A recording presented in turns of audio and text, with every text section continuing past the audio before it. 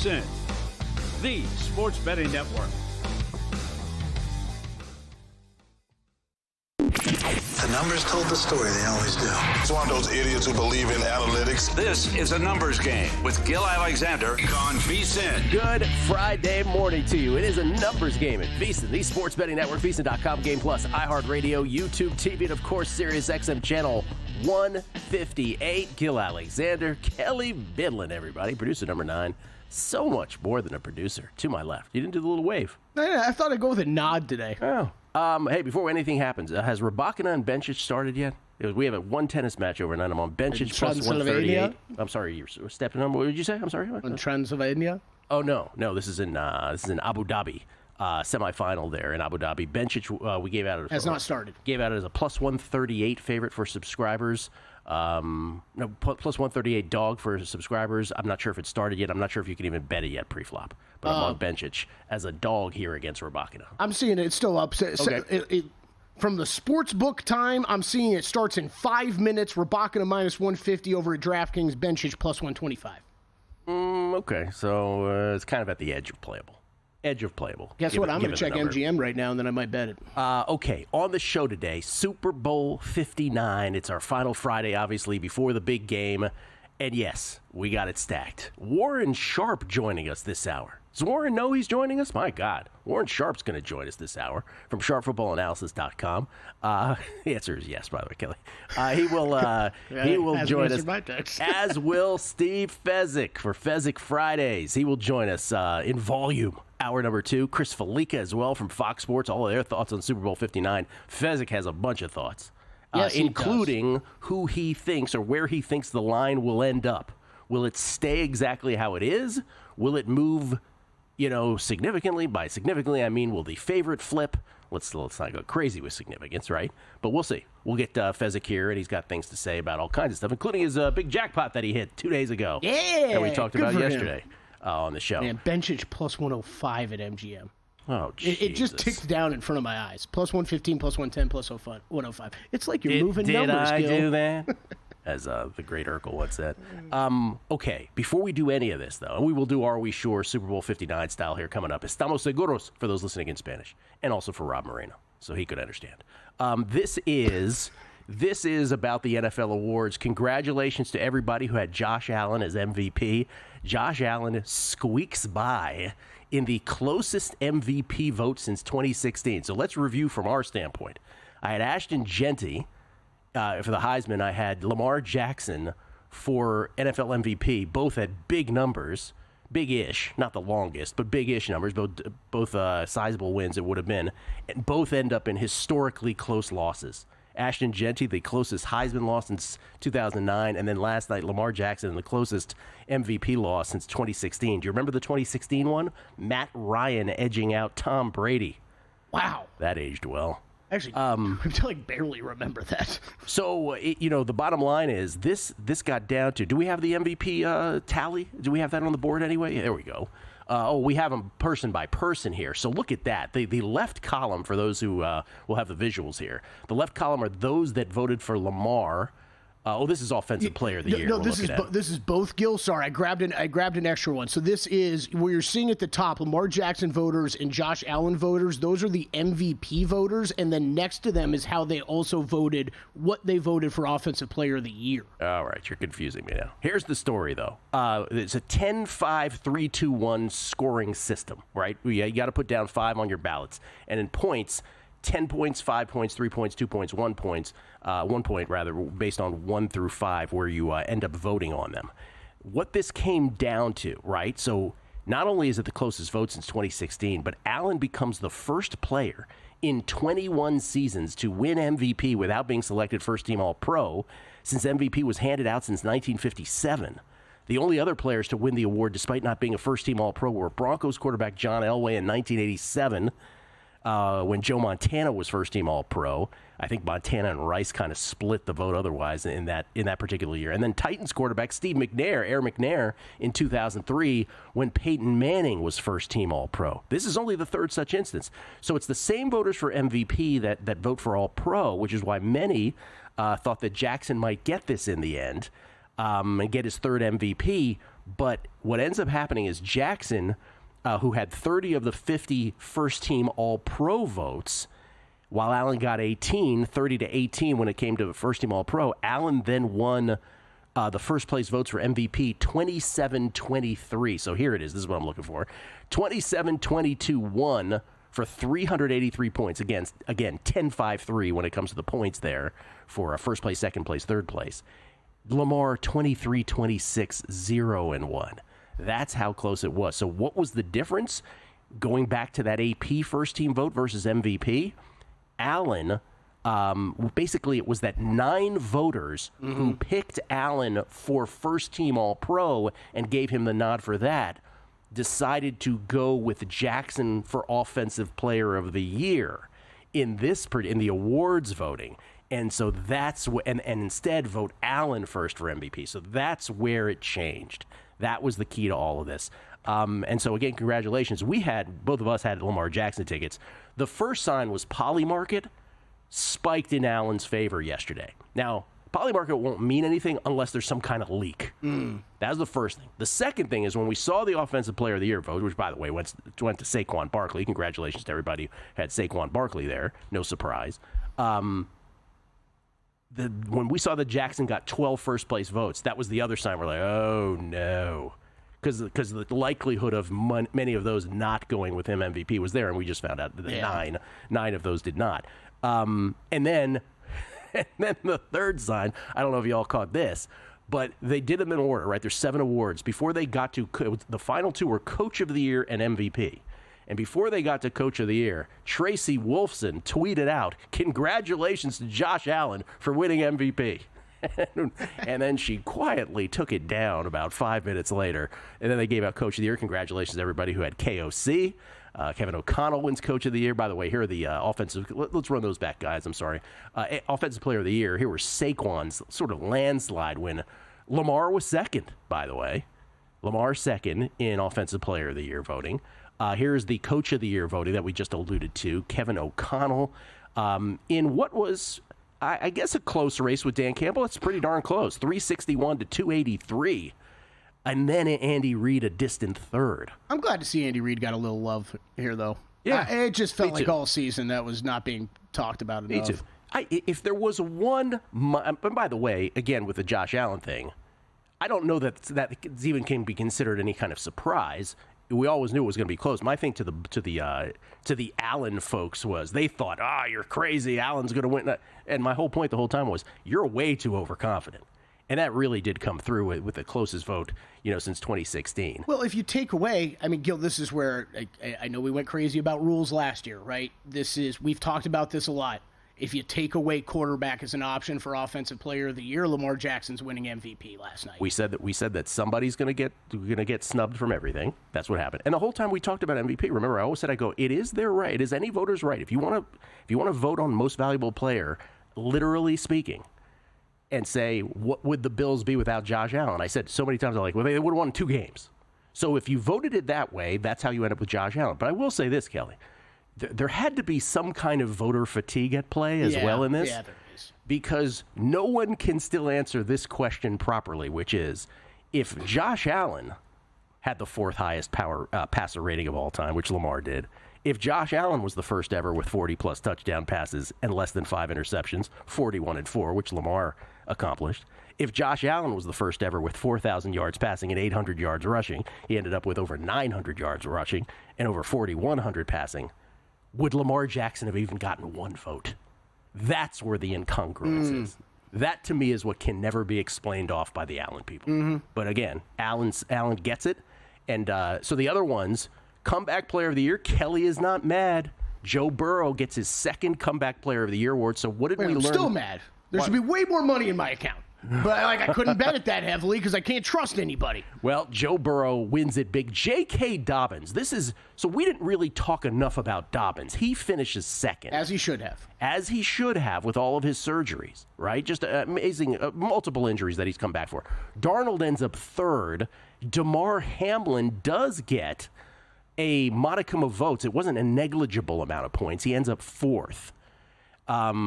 So what does this tell us for next year? That voters will actually play by the rules. They'll play by the rules. Yes. And you know what? For as much as we crap on the voters, and we probably can for some of these other ones, yes. you were asked to follow some Golf guidelines. clap. You followed the guidelines. This is what the results should have been. They were correct. Now maybe I feel, here's the problem, Gil. I might feel a little bit more confident in betting this award again, and that terrifies me going forward. And then to me, the biggest surprise, because I don't think anything that we've talked about yet was any big surprise. By the way, how did Christian Gonzalez get 69 points? No, like in 2 first-place votes? What? Here's my thing. I thought Defensive Player of the Year was the only one that was a mild surprise to me. And by the way, it shouldn't have been a surprise based on the betting odds, because Patrick Surtain was in fact the favorite. But I do feel like Trey Hendrickson folks thought they got robbed a little bit. But what does that tell us for the future? That these voters are simply not willing to vote for a great player on a bad defense.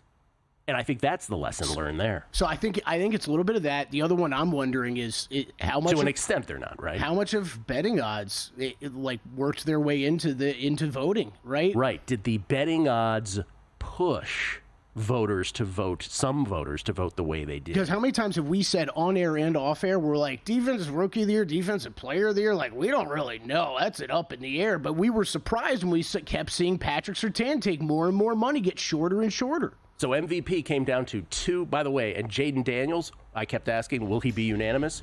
I mean, I said, watch, one person will vote for Brock Bowers just to be different. Yep. Sam Monson. Remember Sam from PFF? Really? He's the guy. All right. Remember how he got upset when I dared ask him what his accent was? He was very annoyed with me on Primetime Action. So 2 first-place votes ends up being the difference for MVP. And our own Adam Shine and Rich Gannon both went Josh Allen. Not to single out anybody. We'll come back. Warren Sharp, Super Bowl 59.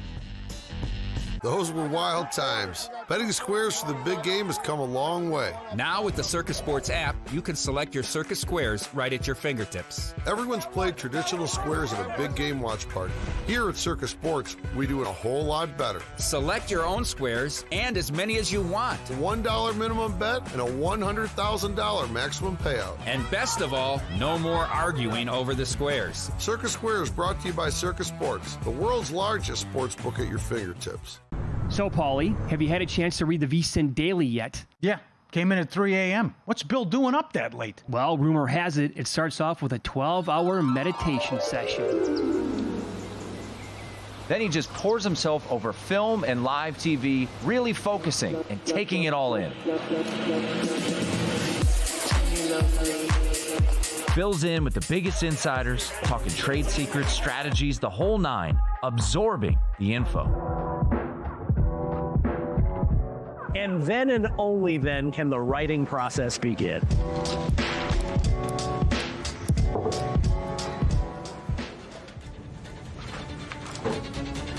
In Las Vegas, Bill's late night becomes your early morning. Wake up to the very latest betting insights in your inbox with the VSiN Daily.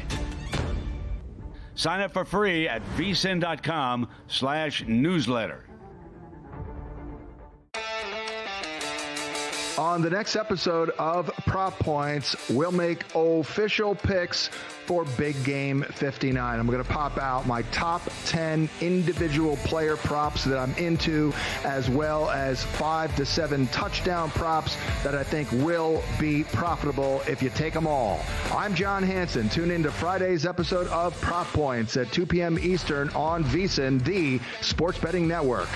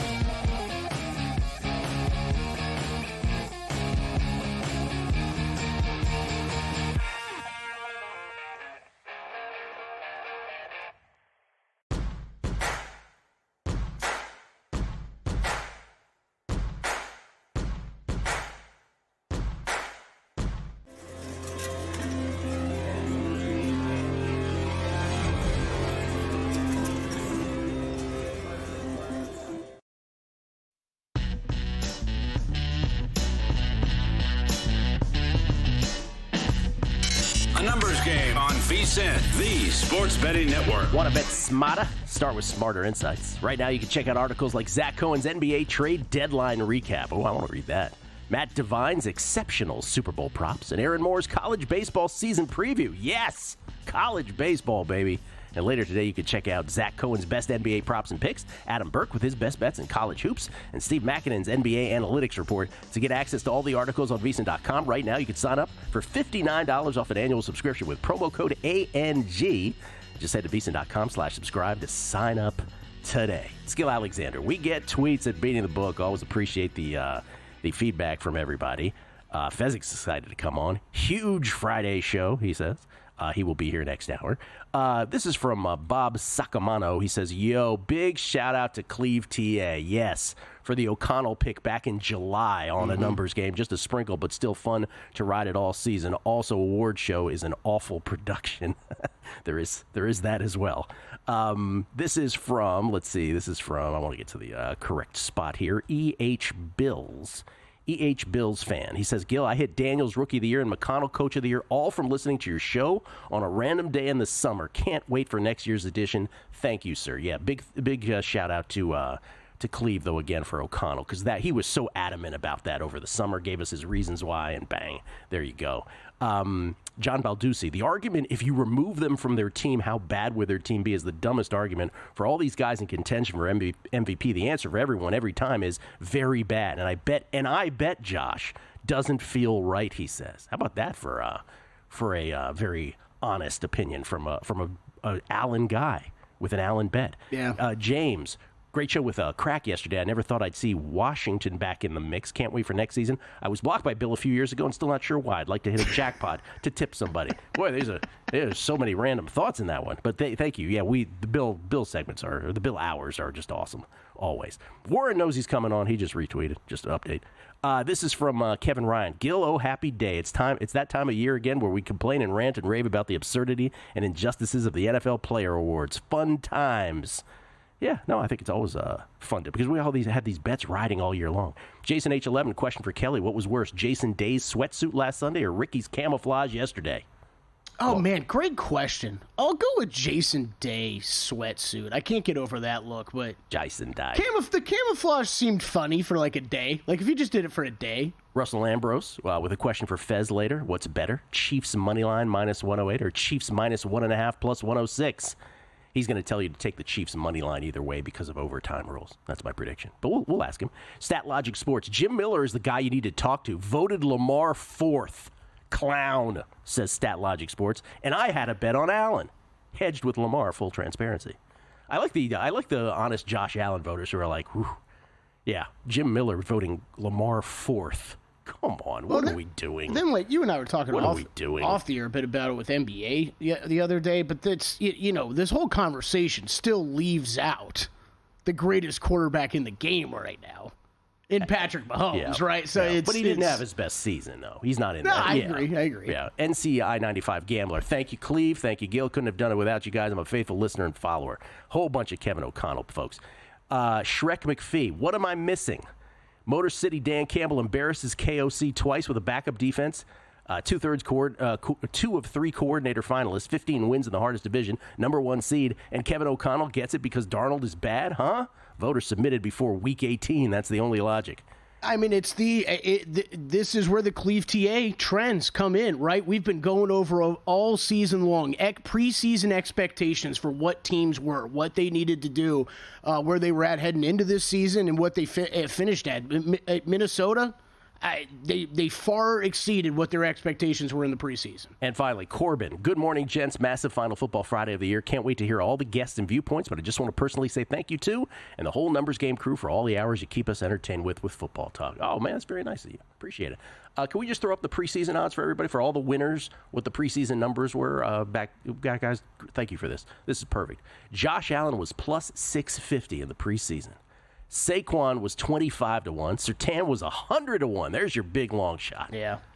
Jaden was 6-1. That's not true. I got him at 7-1. And I think he was even plus 750 for folks. Jared Verse, 10-1. Congratulations to everybody on Jared Verse. We didn't mention that one. Joe Burrow with his second comeback player of the year. He was the shortest of all these at plus 225. And then KOC, Kevin O'Connell, 20-1. Although Cleve got him 28-1. So these are more or less accurate with these. These are DraftKings. These are just different shops. Specific. Yeah.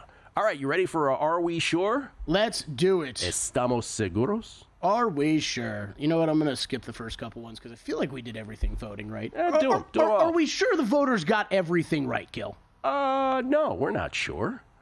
We're absolutely not sure. Do I need to do that diatribe again? No, I don't. So. Okay.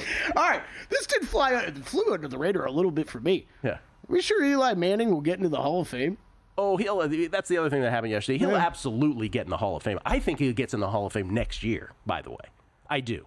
But I don't think it's that outrageous that he didn't get in the first class.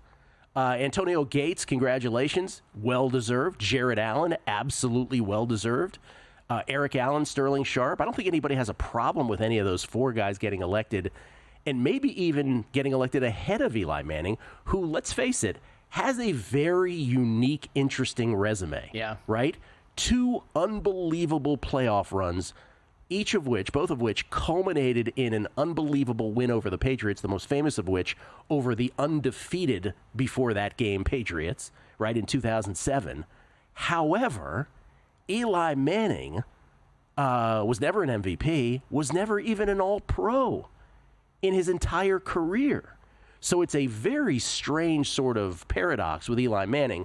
But to answer your question, yes, I'm absolutely sure he gets in, and he deserves to get in, but I don't think it's an outrage he didn't get in the first year. It's just, so what, this is the smallest class since 2005 with only 4 people. It just felt like it's a bit of a, like, we made a purpose to leave him out this year, Maybe right? they did. Maybe they did. People with agendas, man. I do think that when he finally, whether it's next year or the year after, when he gets elected, when he gets inducted, finally, when he gets on stage and gets inducted in Canton, his speech, because of those great moments, despite the body of work not being the same as, say, let's say somebody else who's up, coming up, the Phillip Riverses of the world, let's say, right?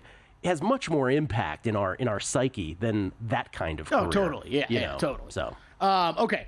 Here's something I've been hearing a lot these past couple weeks, right? That the Eagles are a big step up in talent from the Buffalo Bills for the Kansas City we Chiefs. are not sure about that at all. Are we sure about that, Gill? No. No. Right. See, I mean, the Eagles have flaws, too. Yep.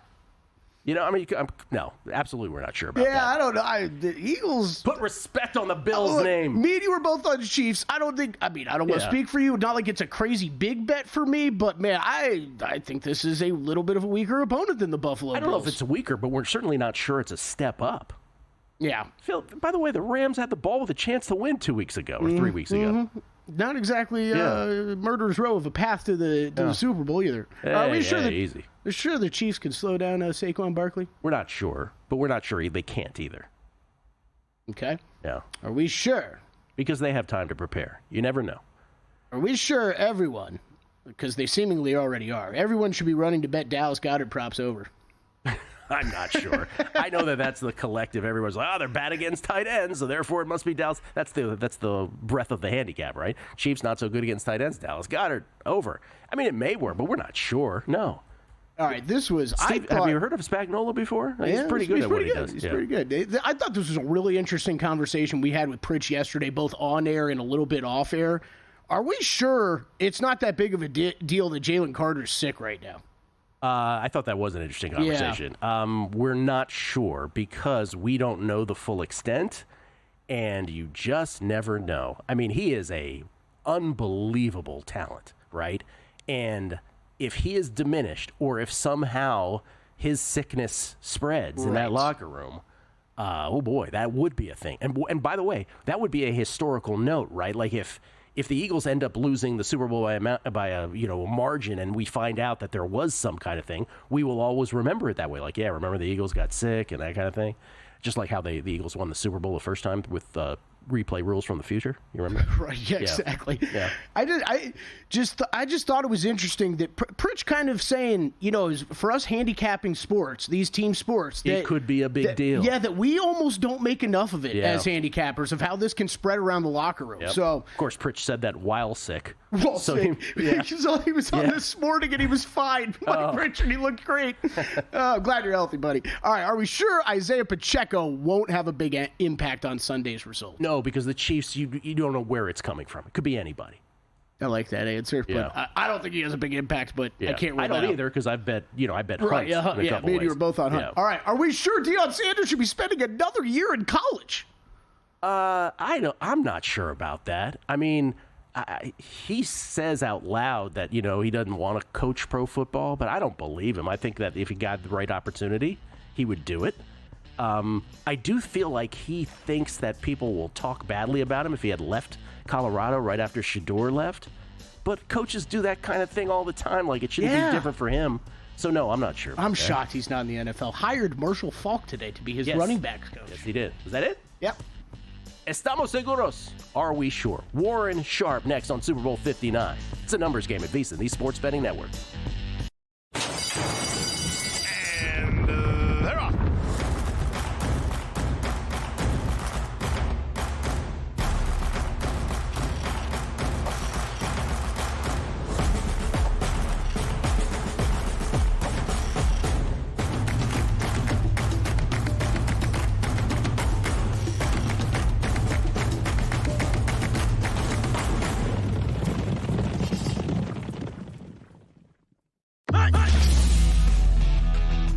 Football event of the year is upon us, and VSiN's got you covered before, during, and after the big game. We're pulling out all the stops with contributions from every one of your favorite VSiN hosts and experts. They'll be giving out their best bets for the game, as well as breaking down the lines and discussing their favorite props that they'll be sweating throughout. Tune into VSiN starting at 8 a.m. Eastern to catch all the action. And let the Sports Betting Network take you through the biggest Sunday in sports betting.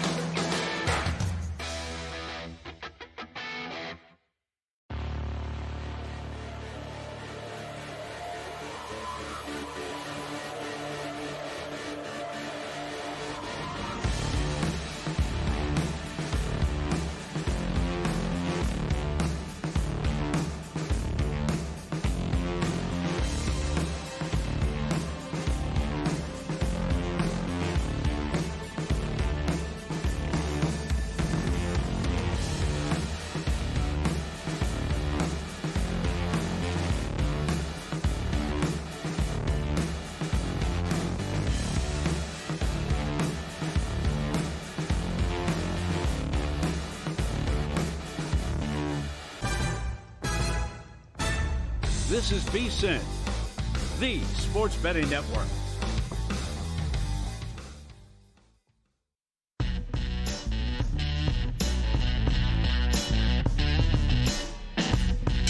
A numbers game on VSiN, the sports betting network. Ever had your deposit blocked by your bank right before a big bet? Ever needed cash at 2 a.m. for another shot at the tables but hit your ATM limit?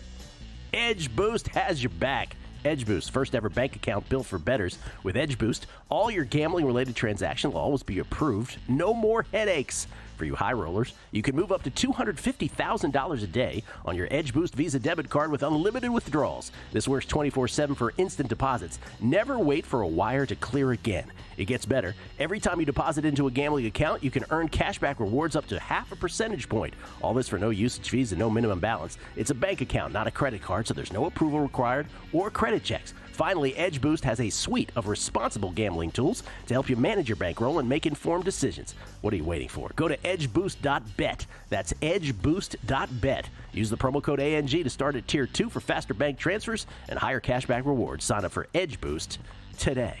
How about that? Gill Alexander. We get tweets at Beating the Book. Yayo. He said 4 or 5 votes out of a possible 50 ballots away from cashing on Lamar, despite not winning a numbers game, gets credit for underlining the mispricing late in the season. Thank you for that, Yayo, because that's exactly what we're doing, right? We're making bets based on the price itself, and if you fall short just like that, doesn't mean it was a bad bet, even though we fell short at the odds we bet it at. Give me my stuffed panda from the CLV store, Gil.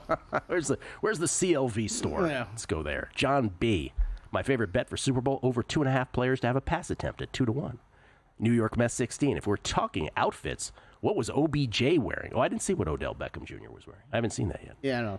Gil and I were out at dinner. We saw a guy wearing a beret, though. Yeah, so we did. It's a good look. Important. It's a very good look. Yeah. Abe Garcia, been getting heat about Eli not getting in. He'll get in. Never an MVP, no AP, or considered the best quarterback in any season. Only stat he ever led was interceptions. I like Eli, but not first ballot. Next year isn't a lock either. Breeze, Larry Fitz, those that missed this year. Abe, I agree with everything you said. And, yeah, it might be next year. I think it might be next year, but you're right. It might not be. Bruce Dobingen, but he will get in. Bruce Dobingen, you picked on Ricky Fowler's camo costume, and now he's a withdrawal before round 2. Hope you're satisfied with yourself, Kelly. He looked like he'd escaped from an episode of Daktari.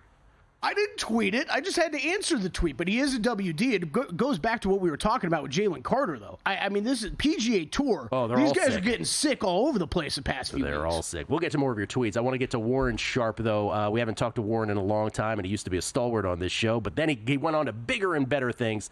You can follow him at Sharp Football on Twitter. SharpFootballAnalysis.com is where you can check out all his work. He joins us now, courtesy of the Progressive Guest Line. How you doing, Warren? Hey, I'm doing great. Really excited about this Super Bowl, and happy to talk about it with you, Gil. Hey, man, let me. So what we know you from probably most on Twitter is formations and how you break down games and how you see things going. What do you believe? I mean, or how do you believe Super Bowl 59 goes game script wise? Well, I think the one surprising thing, a lot of people look at this Kansas City Chiefs offense and they don't see a lot of points that they've scored, and they think that this is a mediocre offense, maybe one of the down years for Andy Reid. This offense drives the football into the red zone at a 40% clip, which is the best for any Andy Reid, Patrick Mahomes offense since 2018. They're getting down there a ton. It's the second highest rate in the NFL. Their issue is they're not scoring touchdowns when they get down into the red zone. But now they're going up against Vic Fangio's defense. And Vic Fangio has played Patrick Mahomes and Andy Reid 8 different games. I'm sure you've heard some of these stats, but maybe what you haven't heard is the production overall of this Chiefs offense against Vic Fangio inside of the red zone. They're driving down there into the red zone at a 37% clip against Fangio and all other defenses, so it's the same rate. But when they get into the red zone against Fangio, Gil, they're scoring touchdowns only 37% of their trips, as opposed to 62% against any other defense from 2019 to 2023. And they're scoring in goal-to-go touchdowns on only 38% of their trips against Fangio versus 79% versus everyone else. So I think the Chiefs are going to be able to move the football, even though this Eagles defense is good, down into the red zone. But I do feel like they're going to be ultimately settling for too many field goals down inside of the red zone. So I think that's something to watch when the Chiefs have the football. When the Eagles have the football, the key question that I have is, how will we get another miracle out of Steve Spagnuolo in this run defense? The last 2 years, he's gone up against the #1 best rushing offense in the NFL in the Super Bowl. 2 years ago, it was this very Eagles team. Last year, it was Christian McCaffrey and the San Francisco 49ers. Those two offenses ranked number one in running the football from an EPA, success, and yards per carry perspective in those years. But when they went up against Fangio in the Super Bowl, they got absolutely stifled. They were averaging in the 3.6 yard per carry range. The longest run for CMC was only 11 yards in last year's Super Bowl. So he performed miracles that you wouldn't otherwise expect. I'm just waiting to see what tricks he has up his sleeve to try to slow down Saquon Barkley in this one. The first part of that, when the Chiefs have the ball and the Fangio bend, don't break, if you will, the red zone defense, do you find that is the part? I mean, if we broke down football in all kinds of ways, but is red zone offense and red zone defense and the conversion rate therein the thing that most handicappers miss? Can it be distilled to that kind of thing? It is a factor. The trick is most people don't put too much weight into it because they say 80 yards of the field is more important than the final 20 yards of the field. But the issue is the way that this Vic Fangio defense plays, they are forcing you to be perfect up and down the field. They're allowing you underneath stuff, but they're not going to allow any explosives. And then they're going to choke you out like a boa constrictor down inside of the red zone and prevent you from scoring. So that's a type of defense that you have to look at very differently than most other defenses in the NFL. The Kansas City Chiefs team, this is a very unique offense that we haven't seen from Patrick Mahomes and Andy Reid much in the past. Out of 192 team seasons since 2019, Gill, this team is throwing the ball short of the line of scrimmage at the second highest rate. They're unlike most of their other teams that Andy Reid and Patrick Mahomes have had. And it actually is the perfect matchup against Fangio because they don't want the explosive. You know, some years past with Tyreek Hill, they'd get frustrated if they couldn't get a big play down the field and they have to dink and dunk and they would ultimately fail. This team, that's what they're built on. They're built on converting on third downs. They're built on setting themselves up for makeable third downs, converting it, possessing the ball, moving the ball down the field. This is why they're so difficult from a statistical perspective to really assess their greatness because they're not playing by everybody else's rules. They're not really trying to be efficient on early downs and have explosive plays. They just want to possess the football and they just want to march it down the field.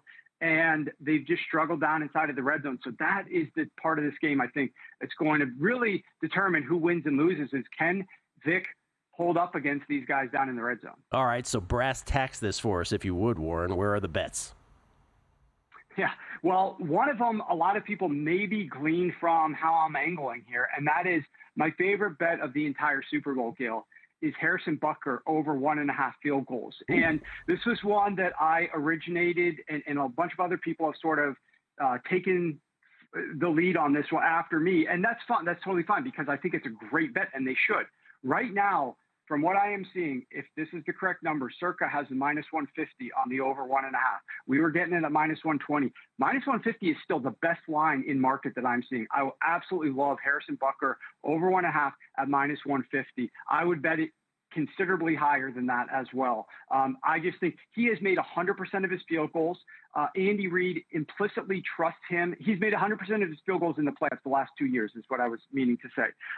He's kicked a ton of field goals against Vic Fangio's defense, if you look back at the statistics there.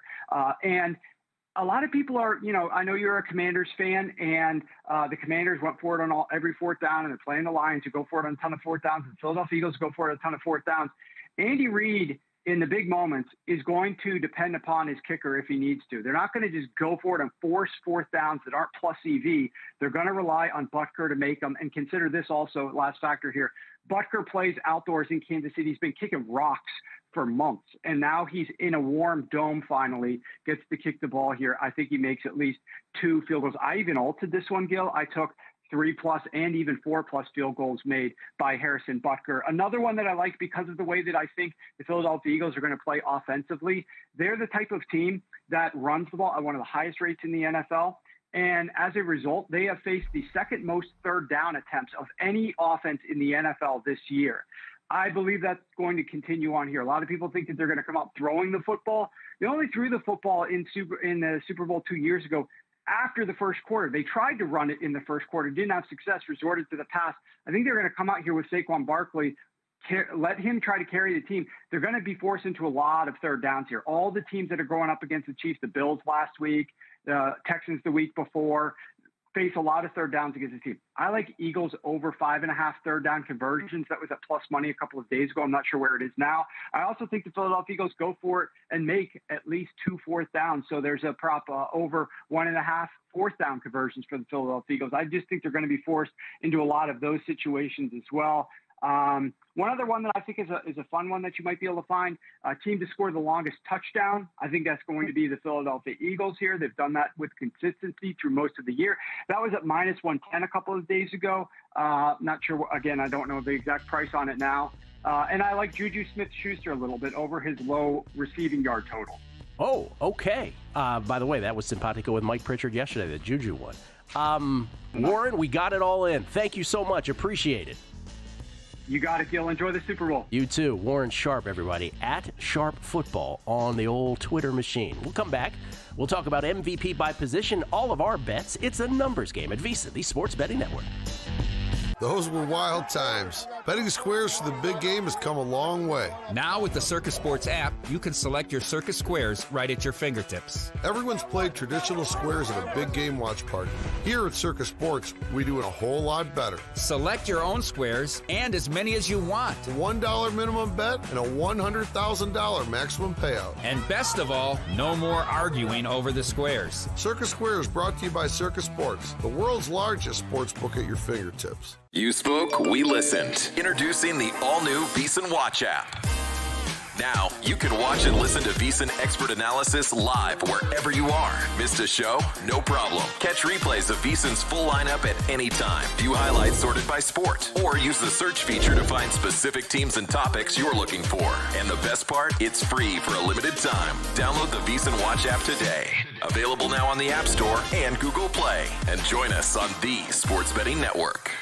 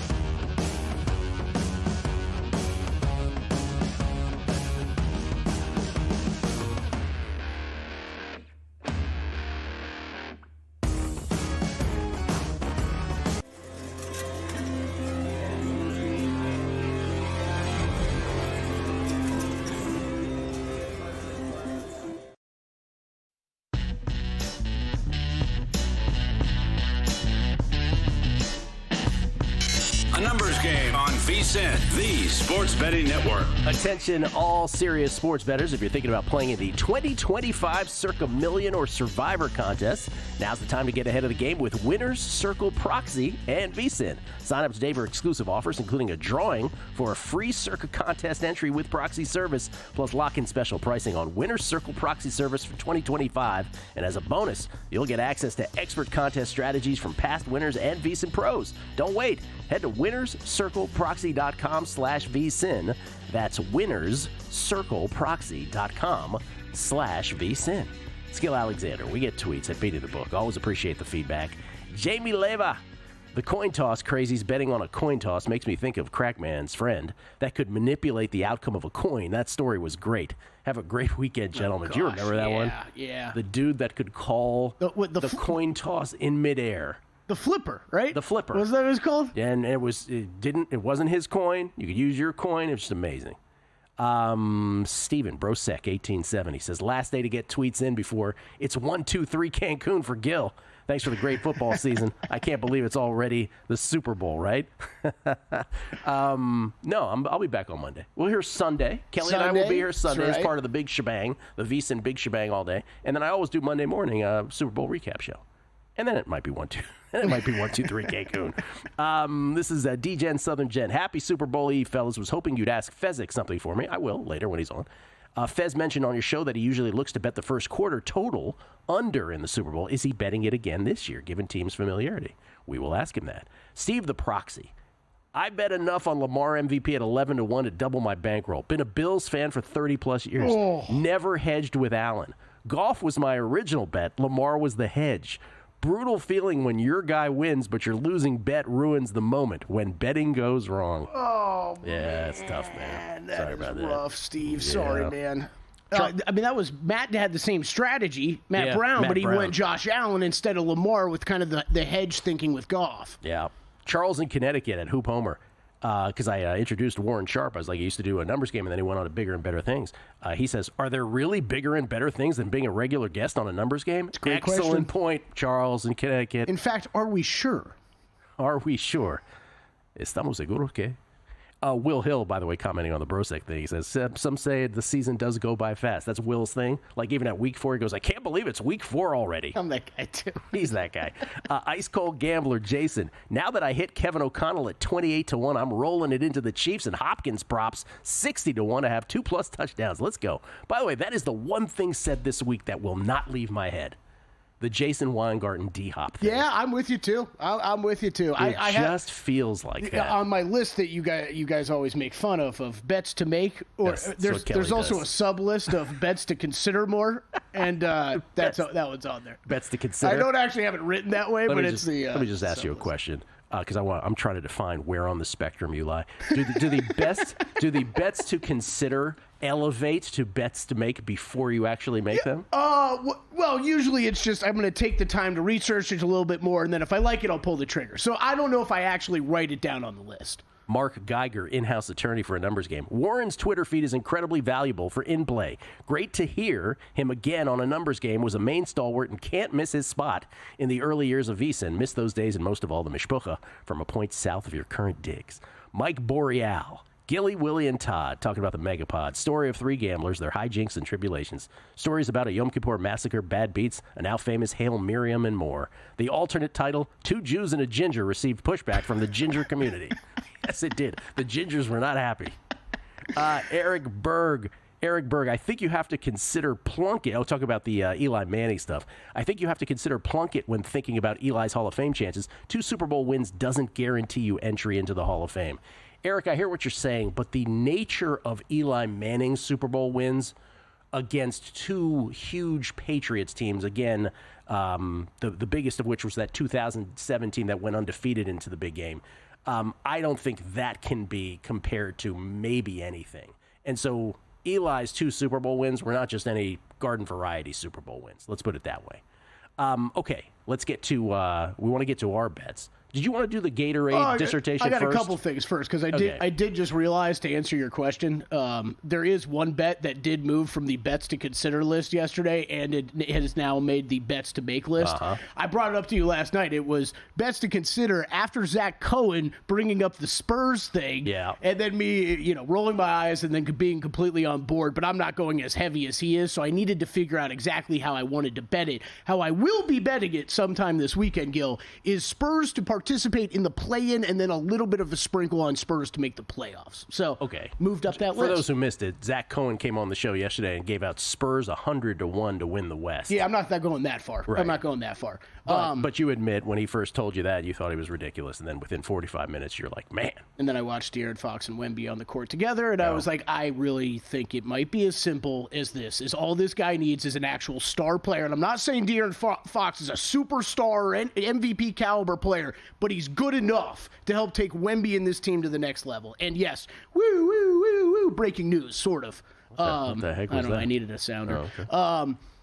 Gatorade color, Gill, on the move over the last 24 hours. Big move on Gatorade. Big move on Gatorade color. We are at minus 200 over at FanDuel on yellow or green to be the Gatorade color. Somebody knows something. So, someone knows something. I don't know if there's... It can't be just betting. DraftKings, this I think is from this morning, minus 130. They're out to minus 175 now on yellow-green. What I think it means, Gil, is someone thinks they know or someone knows what the Chiefs are doing. Because this is obviously the go-to Eagles color that we would think. So I think you're thinking that there's a chance yellow goes for the Chiefs this year, which would break their streak of 2 years in a row going purple. Does this have you rattled? No, I didn't get involved. Involved. I got a lot of questions about this year. I did not get involved because we saw the Chiefs go purple the last 2 years, and the last time the Eagles won, they did go yellow. I'm not saying green because it's not green; it's yellow. You know, if I may interrupt, you know what the novelty props thing that has manifested. Remember how with the Kendrick Lamar stuff, the first song. I'm like, well, he'd be just the artist to do something strange at the beginning, and then move on to some of the songs we picked. If the leaked set list that I have seen is true, well, I saw those odds move a lot. Yeah, nobody's winning. Like the song that I saw on the set list going first has never been offered by any of it. Oof. Yeah. Good day for the book on that one then. So then you're wondering, did they take it down? No, of course they kept it up because then they're just stealing everybody's money. Right. It's not even an option. Yeah. So we'll see. I don't know if it's true or not. I think it was rehearsal last night or it was rehearsal tonight. I'm not sure. Shall we review our bets? Yeah, let's roll through. Did you have more to say about Gatorade? No, I was just saying I didn't get involved this year because blue is always that's always my big one that I go to. But I know neither one of these teams is going blue, or I think so. I apologize for stopping your Gatorade flow. I mean, if it gets out to like 10-1, I might be involved a little bit with blue, but I don't expect that. All right, I am on again. National Anthem is way under the number we got it at again. So I had it under 125 seconds. Last I looked, it was 120 and a half on the National Anthem length. So we're well ahead of that for John Batista's National Anthem. The Kendrick Lamar first songs I had were Not Like Us in Swimming Pools. Just talked about that, how it might not be any song that is even listed, which again was always my worry when it came to Kendrick Lamar in sort of that Coldplay sense, what they did some years ago, where they played like 2 bars of another song and then rolled on to everything else. I do have the Chiefs. The very first thing I did, though, was 2 Sundays ago, bet the Chiefs right after the championship games at minus 1.5. Will this still go, as so many have speculated, to the Eagles being favorites? We'll get Steve Fezzik's opinion on that momentarily. So fascinating to me. Still Chiefs favorites. And then Kareem Hunt, Chiefs first touchdown scorer plus 425, and the overall touchdown scorer at 9-1. So I have Kareem Hunt 2 ways. First touchdown scorer for the Chiefs, and then basically a little more than double that in terms of your bang for your buck as the first overall touchdown scorer. You, sir. Yeah, this is the flipping favorites thing is really interesting to me, Gil, because it's. I mean, there's major arbitrage opportunities this Super Bowl if that happens, right? Like it was plus money that you could have gotten on the Eagles on the money line. I mean, it wouldn't be a ton, but still. They took down the National Anthem length finally. Really? Yep. So that's off the board. So that's out there then. Yep. Okay, for me, AFC to win the Super Bowl, baby. Let's go. AFC. Didn't get my hat, but let's go. Didn't buy off this future at all. It's not a huge one, but it's I'm not buying off of the Eagles. I still lean the Chiefs side. Did add with Patrick Mahomes to win Super Bowl MVP, though, plus 125. Thought that price was too good to pass up, especially where the money line was at the time with the Chiefs. I'm on Worthy over 5.5 rushing yards. I know that's a very popular one, but we've seen the Chiefs get wide receivers involved before in past Super Bowls running the ball. We've seen Worthy be very active in the rush game here recently, so I like the over 5.5 rushing yards. Kareem Hunt, me and you, simpatico there. We're expecting big things from him, over 42.5 rushing yards from him. Also went Pacheco under on his longest rush, 8.5 yards for me. And then a couple game props for you. Both teams have scored 1+ touchdown in each half. Yes, minus 115. Will there be a 2-point conversion attempt? Yes, plus 110, Gill, and I think I'm adding to that bet. Oh, look at you. I think I'm adding to that. Okay. Wow, you get feisty about it. We'll eventually get to that MVP by position thing. Maybe when right before Felica comes on, maybe we'll do it. Eventually. Steve Fezzik on deck. Football Fridays with Fezzik. It's a numbers game at VSiN, the Sports Betting Network. And we're out. Okay, give me 1 sec. I need to load funds into my gaming apps. Stormy.